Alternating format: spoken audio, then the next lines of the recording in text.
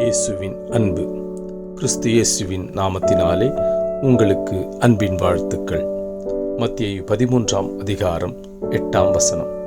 சில விதையோ நல்ல நிலத்தில் விழுந்து சிலது 100ஆகவும் சிலது 60ஆகவும் சிலது 30ஆகவும் பலன் தந்தது.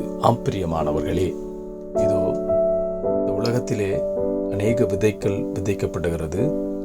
சில விதைகள் பாறைகளிலும் சில விதைகள் முற்களின் பாறைகள் இடுக்கிலே விழுந்து முற்களினால் நெருக்கப்படுகிறது.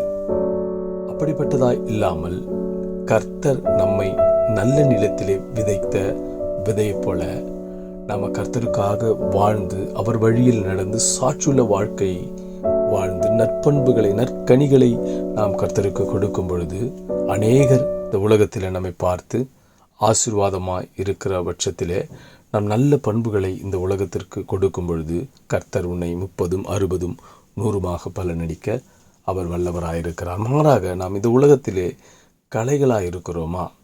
அப்படி களைகளாய் இல்லாதபடி களைகள் அவை பிடுங்கி எரிக்கப்படக்கூடும்.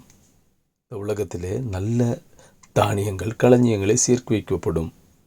எனவே நல்ல விதைகள் நல்ல நிலத்திலே விழுந்த விதையாக நாம் இருப்போமே ஆனால் கர்த்தர் 30, 60, 100 உங்களை கொண்டு பலனை கொடுக்க முடியும். அவர் உங்களை ஆசீர்வதிப்பார். ஆமேன்.